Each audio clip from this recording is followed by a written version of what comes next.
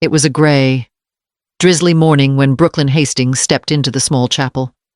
The scent of lilies and damp earth mingling in the air. At 68, she had faced plenty of loss, but nothing had prepared her for standing beside her mother Evelyn's casket.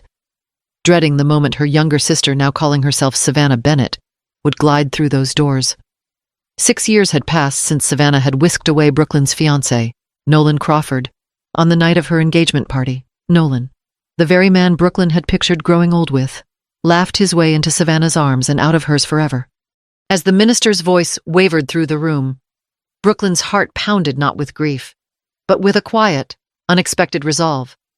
She caught sight of Savannah entering in a tailored charcoal suit, a 5-carat diamond ring sparkling on her left hand, and felt a surprising calm settle over her. Few things in life had given Brooklyn peace these past years, yet here she was, poised and steady, ready to confront the woman who had upended her world. Memories of Evelyn's gentle wisdom flooded back her insistence that dignity and strength were sisters of the soul. Brooklyn drew in a slow breath, remembering her mother's final request, "Find your peace, no matter what." Today, she would honor that wish. As Savannah's smug smile met her gaze, Brooklyn allowed herself a small, confident smile in return. This wasn't just a funeral, it was the beginning of her own reclamation. Brooklyn's life in Boston had always revolved around two pillars: her mother, Evelyn Hastings, and the man she once believed was her soulmate, Nolan Crawford. From her modest 2-bedroom apartment overlooking the Charles River, Brooklyn would call her mother every morning, no matter how busy her days as a marketing executive became. Evelyn's warm voice on the other end of the line was as comforting as the aroma of freshly brewed coffee, and hearing her mother remind her to wear a coat against the fickle New England chill felt like an embrace across the miles. Evelyn had raised Brooklyn and her younger sister in their Cape Cod-style family home, where maple-paneled walls held echoes of laughter, Sunday dinners, and gentle words of encouragement. Strength and dignity, Evelyn would say, are the virtues that carry you through life, and Brooklyn stored those words like treasured heirlooms, leaning on them when deadlines loomed or an important pitch went sideways. It was during one of those high-stress weeks when weekly reports piled up and clients' expectations felt insatiable that Brooklyn attended a charity gala at the Museum of Fine Arts, arranged by her college friend Allison.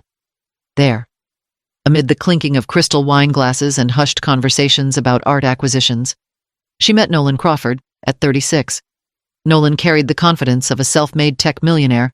His tailored navy suit fit perfectly, his crisp white shirt pressed without a wrinkle, and his easy smile seemed to light the room. Their first exchanged words were about the same Renoir painting hanging nearby, and within minutes they discovered a shared passion for travel: Brooklyn's dream trip to the Grand Canyon, Nolan's memory of watching a Colorado sunset from a glider, and a mutual ambition that buzzed like the fluorescent lights of Boston's Innovation District, where Nolan's startup had taken root. Over the next 18 months, their courtship unfolded like a carefully choreographed dance. Brooklyn introduced Nolan to her mother with pride, arranging for a quiet Sunday brunch at Evelyn's home, where grits and fresh squeezed orange juice waited alongside Evelyn's famous blueberry muffins. Nolan proved attentive in every way. He remembered Brooklyn's preference for skim milk, surprised her with tickets to a New England symphony concert, and spent weekends packing their car for spontaneous drives along the New England coastline, sometimes just to watch the Atlantic swell against the rocky cliffs. Evelyn, always the devoted matriarch, welcomed Nolan's enthusiasm, noting how he gently pulled Brooklyn into new adventures and cheered the loudest when Brooklyn secured major new accounts at work. When Nolan proposed aboard a 60-foot yacht anchored in Boston Harbor with a 5-carat diamond glinting against the twilight sky, Brooklyn's heart swelled. The deck was cool beneath her heels as the ocean breeze played with her hair, and she said yes before the words had fully formed in her mind. She could almost see her mother's delight envisioning a wedding in their family's backyard, strawberry shortcake for dessert, and photographs that would grace the living room mantel for years to come. Evelyn's tears of happiness, captured in a memory as vivid as the harbor lights dancing on the water, reinforced Brooklyn's belief that life had finally aligned with the dreams she and her mother had spoken of on countless late-night phone calls. Yet beneath the sparkle of that ring and the promise of a perfect future, subtle cracks began to appear.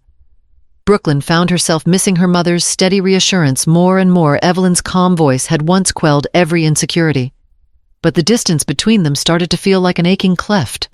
Nolan's late-night texts about urgent investor meetings, his new criticism of Brooklyn's favorite sapphire blue dress, and the way he sometimes seemed lost in thought when he should have been listening, all these whispered that the bedrock Brooklyn had known was shifting. Still, she clung to her mother's teachings. Dignity meant giving people the benefit of the doubt, and strength meant persevering through uncertainty. Each evening, after a long day, she would fold herself into the armchair by her apartment window, call Evelyn, and find refuge in her mother's belief that everything would work out as it was meant to. Looking back, those days stand out in Brooklyn's memory as the golden era before her world unraveled, a time when her mother's love and Nolan's devotion felt like the twin guardians of her heart, guiding her confidently toward a future she could scarcely imagine questioning. It was a life woven from strands of affection, support, and shared aspirations, one that would soon be tested in ways neither Brooklyn nor Evelyn could have foreseen. 3 months before her wedding, Brooklyn Hastings began to sense a shift in the very rhythm of her days. It started innocently enough. Nolan Crawford, her fiancé, would pause mid-conversation to answer work texts, his brow furrowing as he tapped replies into his smartphone. He claimed those late-night messages were from overseas investors, but the urgency in his voice hinted at something more personal. Brooklyn reminded herself of her mother's teaching that trust and patience go hand in hand, yet she couldn't shake the unease settling in her chest like a stone. Friday nights, once sacred for their candle-lit dinners and jazz records playing softly in the background, became increasingly elusive. Nolan's spontaneous conference calls from his home office stretched past midnight when he finally emerged, bleary-eyed. Brooklyn would force a smile and tuck away the small pang of rejection. She blamed her own anxieties on wedding planning stress after all. Her mother Evelyn had warned, big life events always stir up unexpected emotions. Meanwhile, Savannah Bennett, Brooklyn's younger sister turned maid of honor, had taken on more wedding duties than anyone expected. She knew every florist's name, every caterer's tasting schedule, and every shade of ivory ribbon Evelyn preferred for the table settings. One afternoon, Brooklyn found Savannah seated in her apartment, sketching ribbon swags while sipping her favorite chai latte from the cafe down the street. "I thought you might like to see the color palette in person," Savannah said, lifting a paint swatch beside Brooklyn's china cabinet. Brooklyn blinked. She hadn't mentioned Evelyn's penchant for pale gray napkins in weeks, not since her mother last called. Then came the unexpected perfume, floral, heavy, and entirely unfamiliar. Brooklyn found it clinging to Nolan's shirt collar as she folded laundry. Her heart lurched. "Investor meeting?" she asked, gently sniffing the fabric. Nolan's explanation sounded rehearsed. "Some executive assistant named Rebecca Mills," he said, whose fragrance reportedly left an impression on every boardroom she entered. Brooklyn nodded slowly, smoothing a wrinkle in the shirt. She wanted to believe him. She wanted so badly for this to be nothing more than a coincidence. The final warning sign arrived with the cake tasting. Nolan, usually passionate about selecting dessert, claimed last-minute investor discussions prevented him from joining Brooklyn at the patisserie. "Savannah can go in my place," he suggested breezily. The ease of his suggestion stung. Savannah knew the difference between buttercream and fondant peaks, she told Brooklyn later, because Nolan coached her through each flavor profile. Brooklyn forced herself to smile as she watched Savannah sample chocolate ganache and nod knowingly. She handed over her pen and paper of notes, feeling suddenly redundant. That very evening, Brooklyn rummaged under the driver's seat of Nolan's car before a dinner party and discovered a silver drop earring set with a tiny sapphire. She froze. Those were Savannah's earrings, sentimental gifts from their grandmother, worn only at weddings and holiday gatherings. A knot tightened in Brooklyn's stomach when Nolan returned, jacket slung over his arm. She held up the earring. "Your sister dropped this when I drove her to the florist," he explained, voice calm. She said she couldn't find it afterward. Savannah's identical account over coffee the next morning made Brooklyn's head swim. Their stories matched too perfectly. As Brooklyn stared at Savannah's measured expression, she realized she'd been complicit in her own doubt, blinded by love and loyalty. Still, she could not deny the betrayal coursing through her veins in icy waves. That night, alone on her living room couch, Brooklyn flipped through photo albums, pictures of her and Nolan at Martha's Vineyard, of her mother's proud smile as she toasted their engagement, of happy Sunday brunches where Savannah helped Evelyn arrange flowers. Each snapshot felt like a promise now broken. She reached for her phone and dialed her mother, voice trembling as she recounted the day's discoveries. Evelyn listened in silence, her soft, "I'm so sorry, sweetheart," punctuating Brooklyn's tears. Within days, Brooklyn understood she had a choice: bury her suspicions and marry a man who no longer saw her, or confront the painful truth head on. Her mother's words echoed in her mind, Dignity and strength will carry you through, and for the first time in months. Brooklyn felt clarity pierce the fog of betrayal. She would not let fear dictate her future. The wedding invitations lining her desk would soon be mailed back, the venue deposits refunded. And with that decision, Brooklyn Hastings reclaimed her power, steeling herself for the journey ahead. Laura Carter watched her 7-year-old daughter, Emma, step forward in the softly lit dining room, her tiny hands clutching a pale pink gift box wrapped in a satin bow. Emma's gold party dress selected, Laura mused, with the deliberation of a seasoned interior decorator caught the chandelier's glimmer as she lifted the box with trembling excitement. Around the long oak table, glasses tinkled and laughter swirled.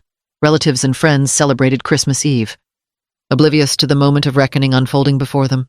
"Grandma," Emma began, her voice small but unwavering, "Daddy told me to give this to you if you ever ignored me again." The room froze. Utensils hovered mid-air, carols faded to a muffled hum, and all eyes turned to Margaret Hughes, the family matriarch. Laura felt her own breath hitch. She and Michael had planned this surprise months ago, planting the seeds of curiosity that would blossom tonight. Margaret's cheeks paled as she rose from her chair. She wore her favorite pearl necklace, once a baptismal gift to Laura, and now it trembled against her collarbone like a guilty secret. With shaking fingers, she untied the bow. Emma's small fingers lingered, as if reluctant to relinquish her burden. Finally, she set the box in Margaret's lap and stepped back, her wide eyes reflecting both fear and fierce conviction. Margaret lifted the lid. Laura could barely look. A rustle of white paper. And then the room exhaled in collective shock. Inside lay the official adoption decree documents that legally severed Margaret's status as grandmother and granted full custody of Emma to Laura and Michael. The final page bore Emma's new birth date, her maiden name erased, replaced by the Carters, a judge's signature crisply validating their claim. Margaret's gasp shattered the stillness. "This can't be real," she whispered, the pearls rattling as she clutched the papers. "Emma, my granddaughter." Tears welled in Emma's eyes, but her voice remained steady. "You forgot me at my recital last spring and last month. You didn't come to my birthday party." Her small frame stiffened with resolve, "So Daddy said I could do this." A stunned silence followed. Laura rose and stepped beside Margaret, gently placing her hand over the woman's. "Mom, you promised to be there," she said softly. "You chose to ignore her." Margaret's shoulders sagged. Memories flickered in Laura's mind, Christmas mornings spent unwrapping empty chairs, birthday invitations lost to feigned headaches, phone messages left unread. Each slight had been catalogued in Emma's young heart, until her father and Laura decided that love and presence mattered more than blood. Tears streamed down Margaret's face as she looked at Emma. The room held its breath. Then, with a trembling nod, Margaret reached for her daughter's hand first, and then for Emma's. "I'm so sorry," she choked out.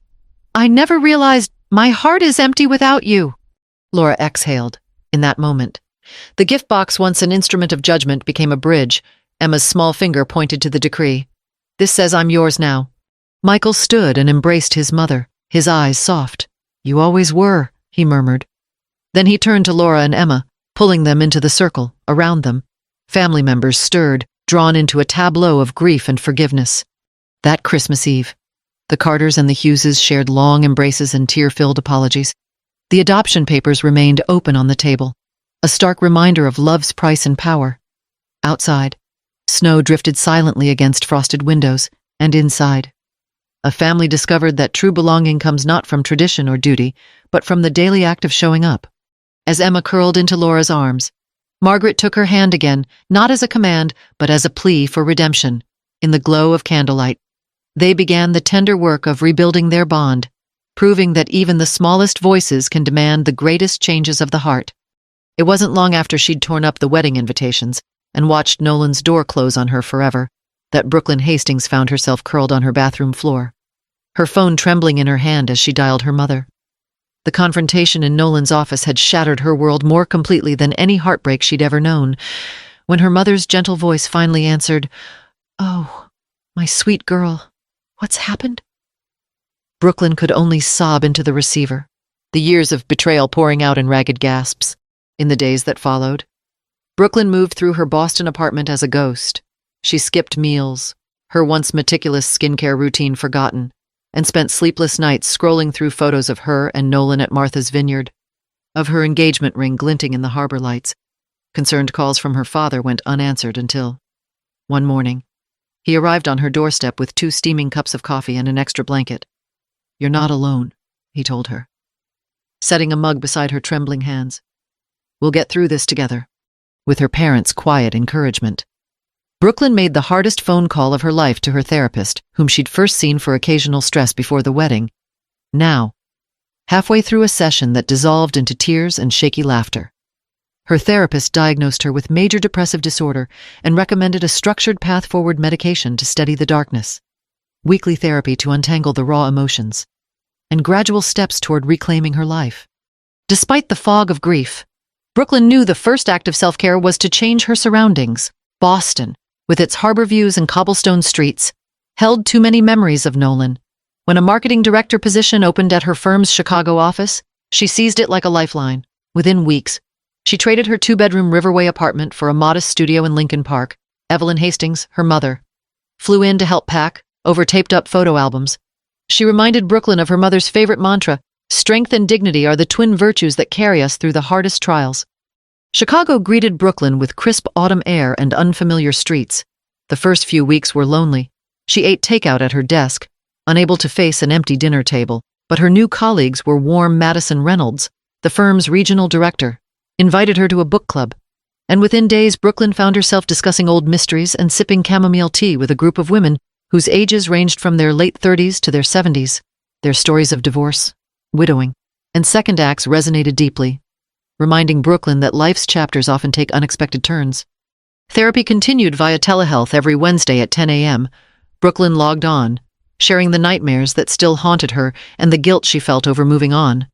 Her therapist taught her grounding techniques, deep breathing, mindfulness exercises, and journaling that helped her anchor in the present instead of ruminating on the past. At first, the exercises felt awkward, but over time they became rituals. Each morning, she would sit by her studio window, cup of oat milk latte in hand, and write 3 things she was grateful for. Some days, it was as simple as a kind message from Dad, or the sound of a passing train reminding me I'm alive. At work, Brooklyn channeled her energy into late-night campaigns and pitch decks. She rediscovered her passion for creative problem-solving, developing a holiday fundraising concept for a local museum, or fine-tuning an ad campaign for a small family winery. Recognition followed. Her new boss praised her dedication, and when she delivered a polished proposal that landed a 7-figure client, she felt a spark of pride she hadn't experienced in months. Socially, she pushed herself to say yes. She joined a weekend hiking group in nearby Lake Geneva. Marveling at the way the sun turned the lake to molten gold at sunrise, she accepted invitations to Chicago Symphony performances, allowing herself to be moved by the music rather than dreading empty seats. Each small success, a completed work project, a new friend, even a full night's sleep became evidence that she could survive and even thrive beyond her heartbreak. 6 months after leaving Boston, Brooklyn stood on her balcony overlooking Lake Michigan, the city lights reflecting like scattered stars. She thought of Nolan and Savannah not with burning anger, but with measured acceptance. The trauma of betrayal had once threatened to define her, but through therapy, her family's love, and the quiet strength she discovered within herself, Brooklyn had reclaimed her narrative. She was no longer the heartbroken fiancé frozen in a shattered engagement. She was a woman building a richer life on her own terms, one grounded in resilience, dignity, and the knowledge that sometimes the most painful endings lead to the most hopeful beginnings. 6 weeks after settling into her new Chicago life, Brooklyn received an invitation to represent her firm at a technology conference in San Francisco. The prospect both thrilled and terrified her. Thrilled because it meant traveling again. Terrified because it reminded her how long it had been since she felt comfortable stepping into a crowded room. Determined to embrace this fresh chapter, she boarded the red-eye, clutching her laptop and a notebook filled with talking points for potential clients. On the second evening, Brooklyn found herself seated at a long banquet table beneath the soft glow of chandeliers in a downtown ballroom. She was discussing digital marketing strategies with a group of agency leaders when a gentle voice said, "May I join you?" She turned to meet Zachary Foster, tall, with a neatly trimmed beard and a quiet confidence that put her at ease immediately. He introduced himself as an investor who had recently relocated from Seattle and admitted he'd been following her firm's work with interest, over glasses of local California Chardonnay. Their conversation drifted from industry trends to more personal topics: the challenge of building a life in a new city, the nostalgia for hometown comforts, and Brooklyn's quirky habit of collecting seashells from every beach she'd visited. Zachary listened intently, asking thoughtful questions and offering genuine encouragement. When the table broke up at the end of the night, he walked her to the shuttle, promising to send a summary of the conference's key takeaways the next morning. True to his word, Brooklyn found an email in her inbox before dawn, complete with annotated slides and fresh leads she could pursue. Grateful. She replied with a quick note of thanks and a question about whether he might join her for coffee before the day's sessions. He agreed, and that seemingly small meeting set the tone for a professional friendship that soon deepened. Back in Chicago, Brooklyn and Zachary exchanged articles and brainstormed campaign ideas via video calls. Each interaction felt less like work and more like a chance to connect with someone who truly understood her ambitions and insecurities. When Zachary suggested attending a spring jazz concert at Millennium Park, Brooklyn was nervous about being seen with a new companion, but she reminded herself of her mother's lesson. Strength is trusting yourself to embrace who you are, no matter what anyone else thinks. That evening, under the starlit Chicago skyline, Zachary's hand brushed hers as they shared a blanket on the lawn. He pointed out constellations he'd learned as a child in Oregon, and Brooklyn found herself laughing freely, her first genuine laugh in months. Later, as they walked along the lakefront, she realized how naturally she could be herself around him. Over the following 3 months, their bond grew steadily. Zachary never rushed her. Instead, he honored her pace. When panic attacks returned, memories of Nolan's betrayal creeping in, he remained calm, offering a reassuring hand on her back and a quiet invitation to breathe with him. He surprised her with delivery of her favorite oatmeal raisin cookies after a tough therapy session and joined her for Sunday morning video calls with her parents, where he complimented her mother's blueberry muffins and asked after her father's health. Then, on a crisp autumn evening, Brooklyn found herself back in Michigan's wine country with Zachary, this time for a weekend getaway. They strolled through amber-hued vines and sipped Cabernet Sauvignon under a harvest moon. As they paused atop a gentle hill overlooking the rows of grapes, Zachary drew a small velvet box from his coat pocket. Inside lay a delicately cut emerald ring flanked by tiny diamonds, simple, elegant, and entirely fitting for a woman who appreciated authenticity over flash. "Brooklyn," he said, voice steady, "you've taught me what true partnership looks like: respect, honesty, and unwavering support. I don't want to imagine a future without you. Will you marry me?" Tears welled in Brooklyn's eyes, tears of relief, joy, and gratitude. Under the same sky that had witnessed her darkest hours, she said yes, knowing in her heart that this proposal was built on the lessons of dignity and resilience her mother had instilled, and on a mutual trust that Nolan's betrayal had once threatened to destroy. As they embraced, Brooklyn felt the final weight of her past slip away. With Zachary by her side, she was ready to write the next chapter, one defined not by heartbreak, but by partnership, healing, and the promise of new beginnings. On the gray morning of her mother's funeral, Brooklyn stood beside the casket, heart heavy with grief, and yet a small spark of hope glimmered in her chest as she watched Savannah approach, their first real embrace in years.